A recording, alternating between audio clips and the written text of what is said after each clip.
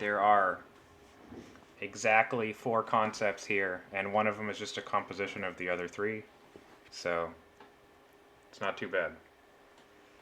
These are some math concepts. It might be a little weird if they're not phrases that you have used in your standard vernacular, but that is okay. That is how we learn them.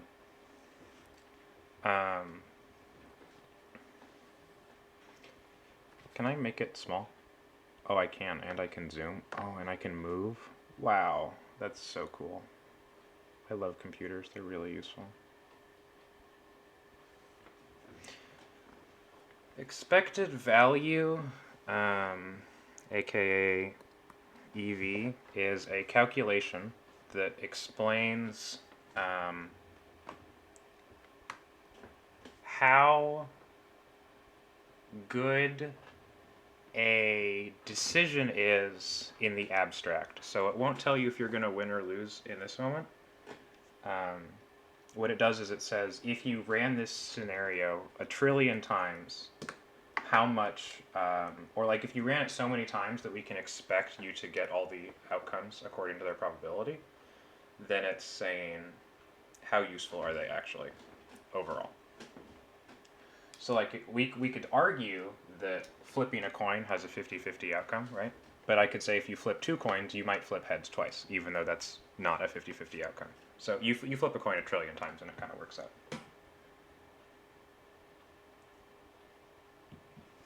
So for the way we find out expected value is we look at a decision, like let's say, let's move this up.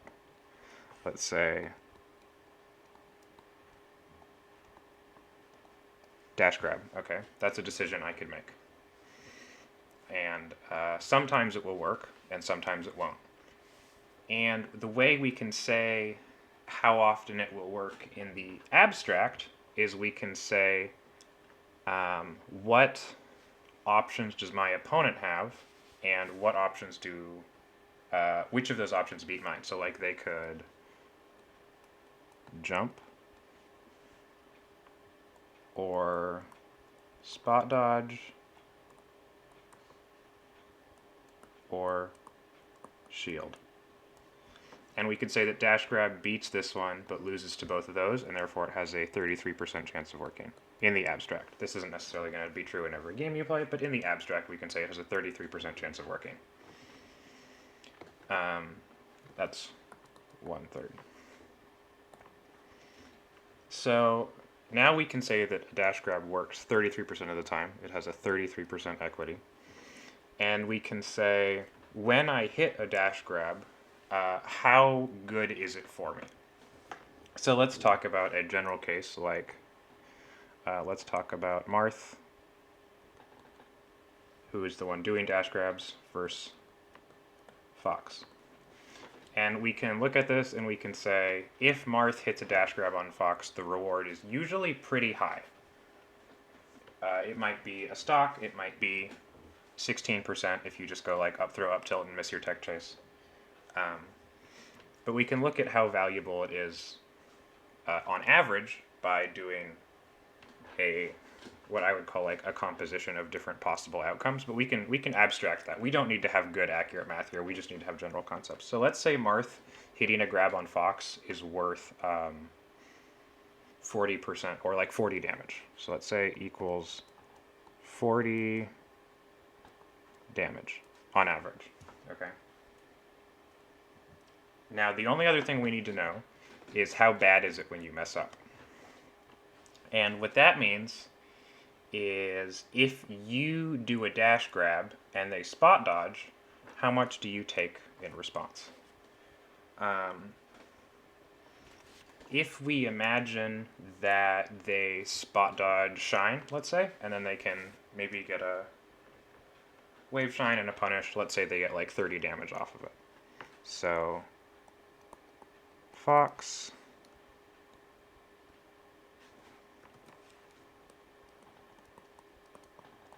whiff grab,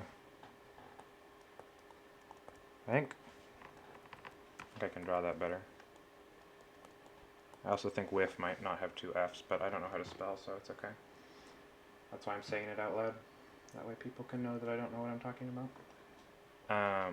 And we're going to say that equals 30 damage. So using this concept, we can actually describe the expected value of performing a dash grab with Marth. We can say 1/3 of the time, and of is a fancy word in math. Of actually always means multiply, which is pretty cool. They don't always teach you that, but of is just a fancy word for multiply. So 1/3 times 40 damage means the damage you get out of it is 40 over 3, which is about 27. But we can also say that 2/3 of the time you get hit for 30 damage. I don't like that. Right. In which case, you're losing 60 over 30 is 20. Excuse me. I'm not actually sure I'm doing that right. I feel like I did something wrong, but that's okay. The idea is this interaction in and of itself is like not extremely better for either player.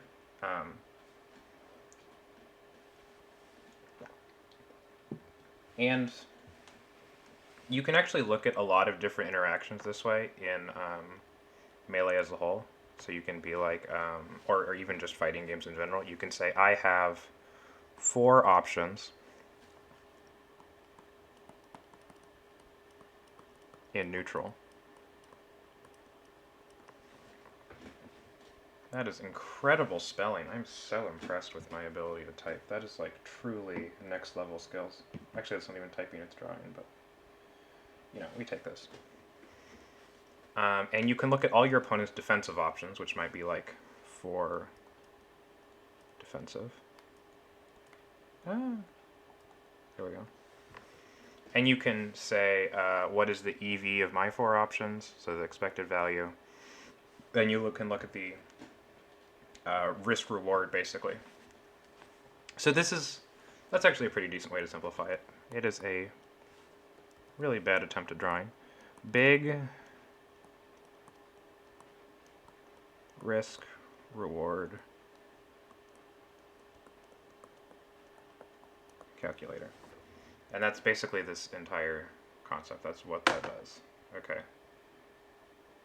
Wow, this is really cool. I should get better at this, and then I could like actually use this to explain concepts well to people in general, as opposed to just people that are used to me talking about weird math. That sounds pretty cool, honestly. I look forward to my future being good at talking. And so this is all very abstract. I'm going to do a very specific real life example in a bit, and it will become more apparent how this actually works. The one other thing I want to talk about before I talk about that is this concept called exploitability. Oops.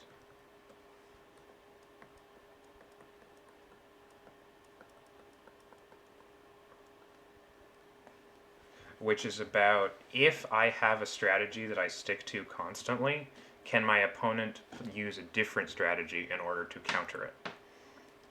So an example of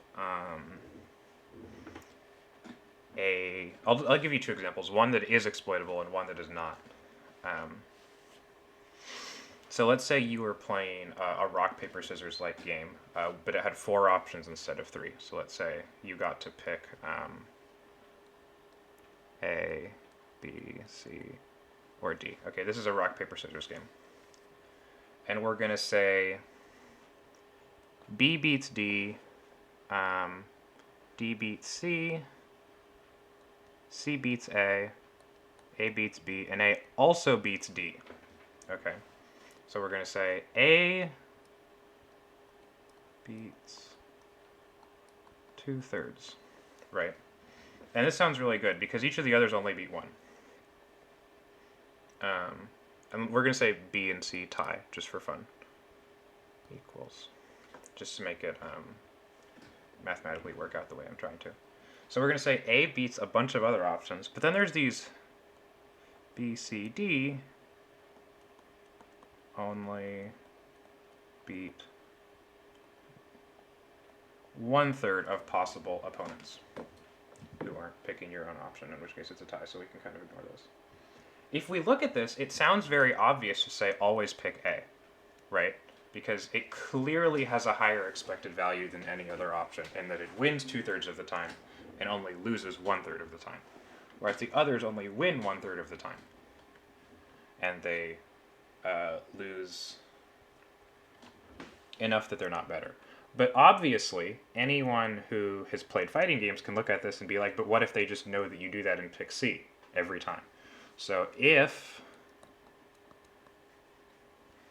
you always pick A, then you can be exploited by someone else who knows that and picks C regularly. So this is a strategy that can be beaten. So even though it sounds better, it is not optimal necessarily. So a more complex expected value calculator would include a mixed distribution of A and D, so that sometimes you would be able to beat C anyway. But we don't need to look at that right now. We just need to explain the concept. There are strategies that seem good, but lose in the abstract purely because other people can respond to them. So if we're going to look at one that is... Whoa, that is not how you draw. Non-exploitable. Let's imagine rock, paper, scissors. Okay, so let's we can do this like a triangle. Rock. I missed a C. And paper, and we can say it goes this way normally, and this way normally, and this way normally. So in this environment, there is no winning strategy. All you do is mix up your three options, and you win or lose the same amount as anyone else. There is no advantage. But if we change the rules, if rock beat paper, then rock would be unexploitably good, because rock could only win or tie. Because nothing beats rock, right? So you literally can't lose if you pick rock. It is actually impossible. There is no strategy that can beat you, because you beat two of the options and you tie if the other person picks rock. There's no circumstance where you would be better off picking anything else. So you should just always pick rock, and this is a non-exploitable good strategy, because there is no way your opponent could use the information of knowing what you're going to do in order to beat you. It is actually impossible. There is no circumstance where there's ever anything better than exclusively picking rock. Melee is not usually like that, and fighting games in general, not usually a non-exploitable situation, unless you abstract it really far out. But we don't need to get too much into that. So let's talk about real life. Okay, this is the only part that I think most people are super hyped about, so I'll try to make this enjoyable. How can you possibly use expected value to help you win in a game? A lot of the time, it's a steady process of slowly growing your understanding of the option space. So, like, you can look at one option that Puff has in Neutral against Fox, and you can be like, okay, so this one option, I can look at one thing that they could do in response, and I can try to figure out how much better or worse this is for me. And then I can look at a second option that I can do, and a second way they could defend. And you can slowly abstract until you have a larger matrix of options. A matrix is just a word for multiple numbers being combined together, in this case. And that is a slow process of trying to understand your own gameplay and how reliable your own punishes are. Like, Mewtwo is the perfect example of all of these things because he plays in a very expected value way, or at least he always did for a very long time. So like the classic example is M2K Marth versus Spacey. A lot of the times people made statements that I completely agreed with, which were that Mewtwo is garbage in neutral game against Fox and Falco. But the thing that they were missing is that Mewtwo strategy didn't rely on being good at neutral game. It relied on how much bigger his wins are when he gets them. So he would only go for pop-up attacks pretty much ever. So he would use grab, dash attack, up tilt. He did this a ton. And because he knew if I get a hit, they die. They're just dead. I don't need to hit them 5 times and win neutral and over. They're just dead if I hit them. So the expected value is very different for Mewtwo than it is for me, because if I hit a grab with Marth, I do 4%. Because I can't hit a second grab and I can't hit an up tilt and I can't do anything, because I'm really bad, right? So the expected value is very different for me. So one thing that's worth noting here is that how good you are actually changes the calculation. This is not abstract theoretical. This is about how your gameplay actually looks. So if you have a better punish game for certain openings, you can evaluate things differently. Okay. Real tournament is what we're now going to talk about. This actually happened. I can show you the VODs later, or I'll send them. I'll post them. I'll make them readily available. Really cool. So this was not in Super Smash Bros. Melee, but it was in Super Smash Bros., and it's a very simple example, which makes it easy to explain to people. It was Smash 4, Umebura, Japan, 2017. Okay, and we had MKLeo versus Ken.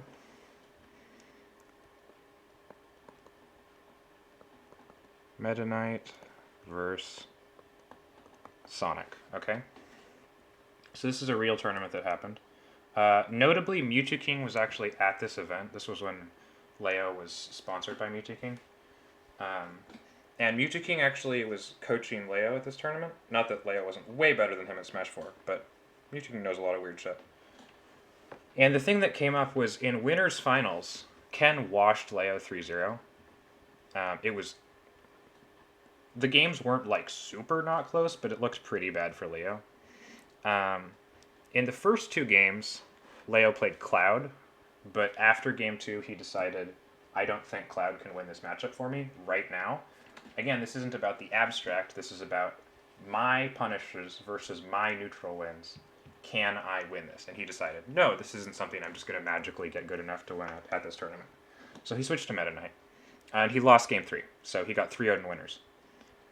And then he and Mewtwo talked about this, and wonderfully we actually know what happened because Mewtwo did a whole stream where he talked about what he told Leo at this event.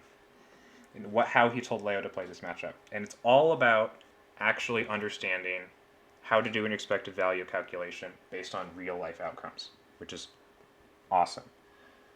Basically, Mewtwo said, don't interact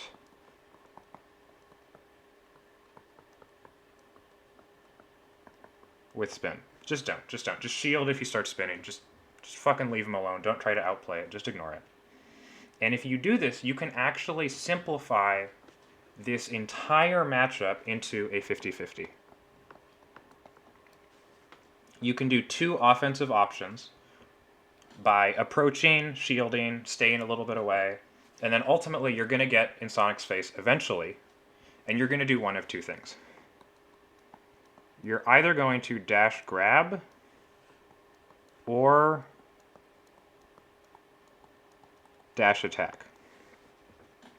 That's it. That's literally your entire game plan. Is just run at his face and then press one of these two buttons. Okay. So Sonic can either shield, which beats dash attack,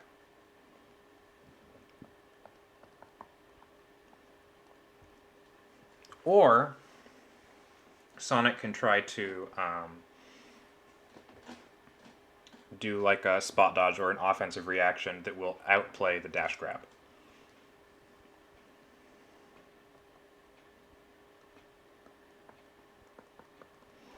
And this beats this, and this beats this, but this beats this, and this beats this. So we have a complete 50-50.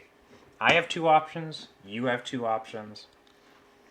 We're just going to roll the dice every time we interact, because if I hard commit to not trying to do reads on you, if all I do is flip a coin every time I go in to see which one I do, then I am definitionally unexploitable. You cannot develop a habit or a pattern that will beat my play because my play is a coin flip. And the reason this worked, which was the really beautiful thing about their third game in Winners Finals that Leo lost, is Mewtwo King realized something very simple, which is Meta Knight's punish equal dead Sonic. Sonic punish equal a little damage. That's it. Basically, if we can turn the neutral game into a 50-50, you will crush this guy.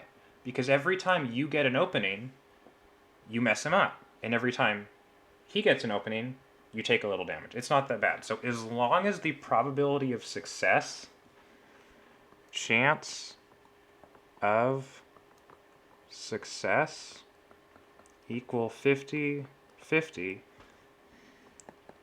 if reward is better, you win. That's not an N. There we go. You win. That's it. And one of the really beautiful things about this match is you can actually watch Game 3 of Winners Finals.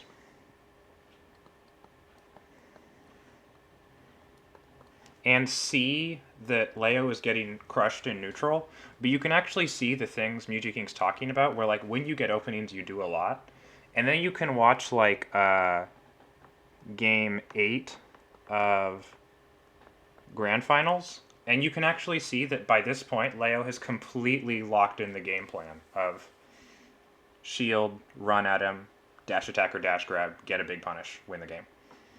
And it's just like completely simplified the entire matchup into a very simple neutral game matrix interaction of I have two options, you have some ways to respond.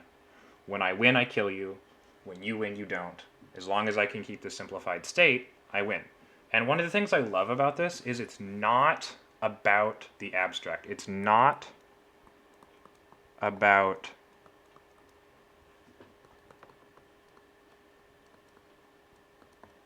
theoretical punish or that's an E, defensive potential. It's only about empirical evidence showing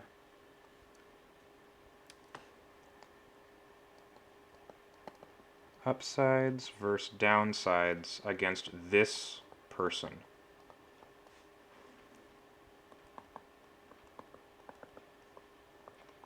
And the way you get good at doing these quickly on the fly to figure out how to play neutral against someone is you have a more abstract idea of, okay, so I think most of the time when I play Marth Fox, my grabs are like 30%.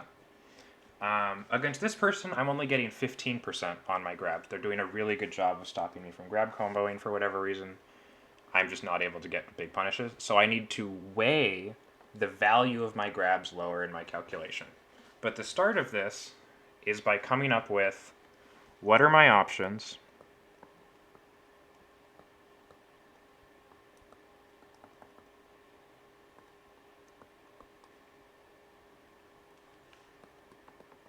How often do they work?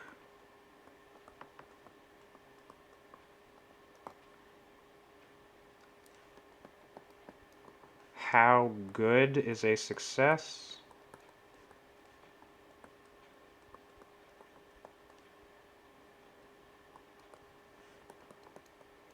How bad is failure? And that's it. If you can answer these 3 questions even in general, you can come up with a really general strategy to apply to matchups. And then you can, once you get more used to how your own gameplay works, you can tune it to individual games as you see how your opponent is doing against your play. And that is the entire thing. This is how you can use game theory concepts of opposing strategies to get better at neutral game. That's what I've got.